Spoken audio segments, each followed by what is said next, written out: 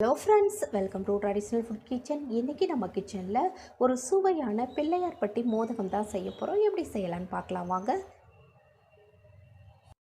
மோதகம் செய்கிறதுக்கு நம்ம அரிசி பருப்பு நம்ம ஊற வச்சுக்கலாம். நான் 1 கப் அளவு பச்சரிசி எடுத்திருக்கேன். இப்போ இதை இந்த மிக்சிங் பவுலில் சேர்த்துடலாம். இப்போ அடுத்ததாக நம்ம பாசிப்பருப்பு எடுத்துக்கலாம்.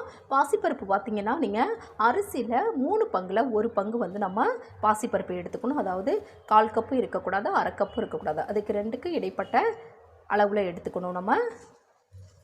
அதாவது அரிசியில் 3 பங்கில் 1 பங்கு நம்ம பாசிப்பருப்பு எடுத்துக்கணும். இப்போ ஒரு 2-3 தடவை இதை நல்லா கழுவி எடுத்துக்கலாம்.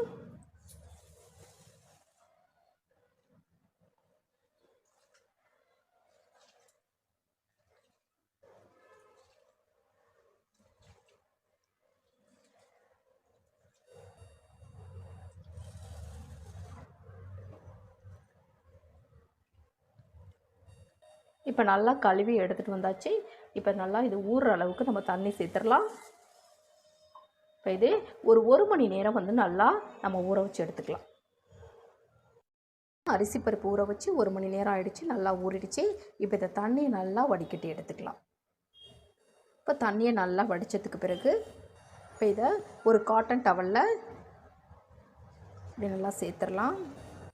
இப்போ இது அப்படியே நல்லா நம்ம ஃபேனில் வச்சு நல்லா காய வச்சு எடுத்துக்கலாம். வெயிலில் வச்சு காய வைக்க வேண்டாம், ஃபேனில் வச்சு நல்லா இதை காய வச்சுக்கலாம். ஒரு 1/2 மணி நேரம் காய வச்சா நமக்கு போதும் இது. இப்போ நல்லா காய வச்சு எடுத்துகிட்டு வந்து இப்போ அரிசி பருப்பு நல்லா ஃபேனில் நல்லா காய வச்சு எடுத்துகிட்டு வந்திருக்கேன் பாருங்கள். அதாவது வெளியில் உள்ள ஈரம் மட்டும்தான் இதில் காயணும். உள்ளீரம் அப்படியே அரிசி பருப்பில் இருக்கணும். அப்போ தான் உங்களுக்கு மோதகம் நல்லா ஒரு சாஃப்டாக இருக்கும். பாருங்கள், இந்த மாதிரி ஒரு 4-5 அரிசி தான் கையில் ஒட்டணும். இதுதான் உங்களுக்கு கரெக்டான பதம். ரொம்ப வெயிலெல்லாம் மட்டும் காய வச்சு எடுக்கக்கூடாது. இப்போ இந்த அரிசி பருப்பை அப்படியே இந்த பேனில் சேர்த்துடலாம். இப்போ இந்த அரிசி பருப்பு ரொம்ப கலர் மாறக்கூடாது, மாறாத அளவுக்கு நல்ல வாசனை வர்ற அளவுக்கு மட்டும் நம்ம இதை வறுத்து எடுத்துக்கலாம்.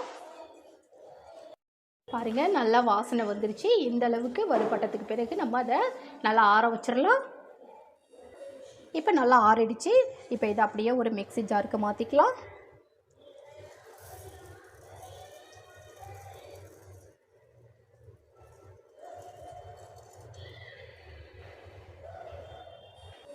இப்போ இந்த அரிசி பருப்பை நம்ம பவுடர் மாதிரி நம்ம மிக்சியில் அரைக்கக்கூடாது. அதாவது மிக்சியை நல்லா ஸ்பீடாக வச்சு அரைக்காமல் நல்லா விட்டு விட்டு நம்ம அடிப்போம் இல்லையா, அந்த மாதிரி அரைக்கணும். இப்போ இதை குருணை மாதிரி அரைக்கணும். நான் அரைச்சிட்டு காட்டுறேன் பாருங்கள். இப்போ நான் அரைச்சிட்டு வந்துட்டேன். இந்த மாதிரி உங்களுக்கு குருணை மாதிரி இருக்கணும். பாருங்கள், இந்த மாதிரி அரைக்கணும். அப்போ தான் உங்களுக்கு மோதகம் நல்லா பஞ்சு போல் வரும். அடிக்கனமான ஒரு பாத்திரமாக எடுத்து வச்சுக்கோங்க. நம்ம அரிசி அளந்த அதே கப்பால் 3 கப் அளவு தண்ணி சேர்த்துக்கலாம்.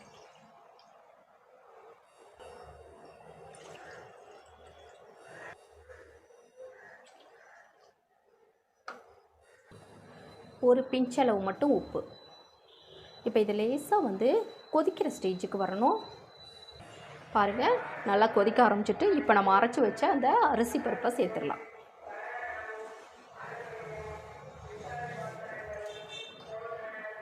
சேர்த்து இதை நல்லா அந்த மாதிரி கலந்து விட்டுக்கலாம்.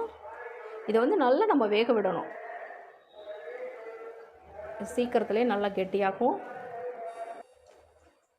ஒரு 7-8 நிமிஷம் நல்லா இதை வேக விடணும்.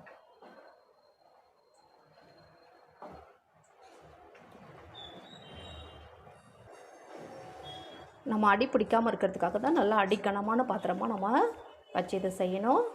இப்போ இதை அப்படியே ஒரு மூடி போட்டு ஒரு 5 நிமிஷம் அப்படியே வச்சிடலாம். மீடியம் ஃப்ளேமில் வச்சு ஒரு 5 நிமிஷம் அப்படியே மூடி போட்டு இருக்கட்டும். இப்போ திறந்துடலாம். பாருங்கள், நல்லா கெட்டியாக ஆரம்பிச்சிருச்சு.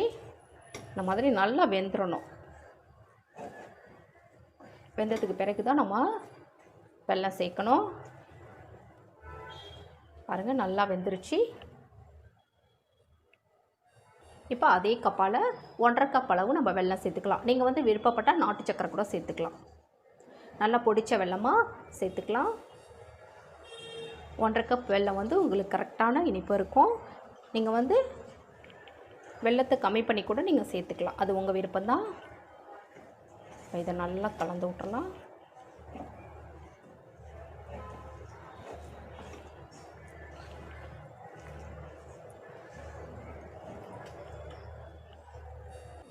பாருங்கள், வெல்லம் சேர்த்து நல்லா கரைஞ்சி கெட்டிப்பட ஆரம்பிச்சிருச்சு.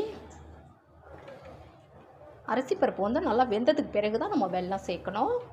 இப்போ இதிலையே ஒரு 1/2 கப் அளவு தேங்காய் துருவல் சேர்த்துக்கலாம். தேங்காய் துருவல் அதிகம் சேர்த்தா நல்லா இருக்குன்றதுக்காக நான் 1/2 கப் சேர்த்துக்கிறேன். உங்கள் விருப்பத்துக்கு தகுந்த மாதிரி நீங்கள் சேர்த்துக்கோங்க. இதையும் சேர்த்து நல்லா கலந்து விட்டுறலாம்.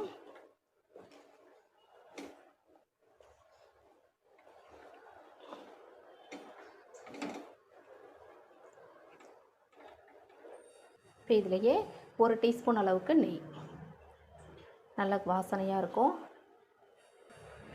ஒரு 7-8 ஏலக்காய் நல்லா இடித்து வச்சுருக்கேன். இப்போ அதையும் சேர்த்துடலாம். இப்போ நல்லா கலந்து விட்டுறலாம்.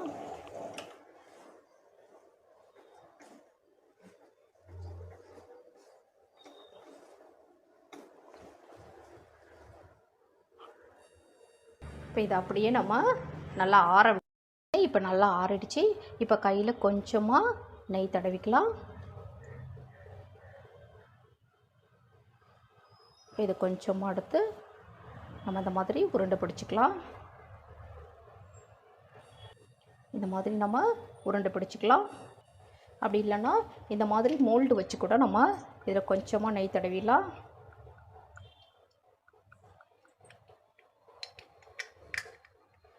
இதில் கூட நம்ம மோதகம் செஞ்சுக்கலாம்.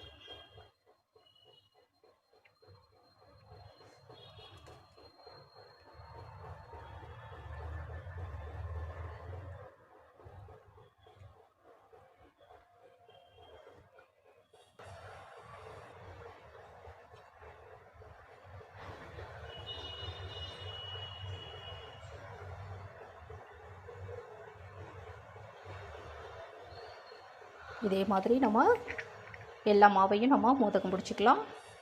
பாருங்கள், நான் தேவையான அளவு பிடிச்சி வச்சுட்டேன். இப்போ இது எல்லாத்தையும் இட்லி பாத்திரத்தில் வச்சிடலாம்.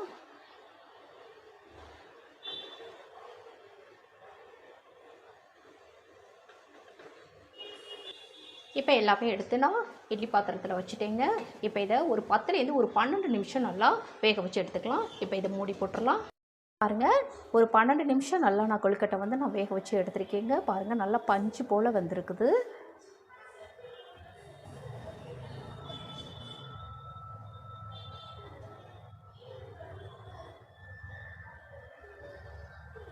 பாருங்கள், நல்லா சூப்பராக வெந்து வந்திருக்குது.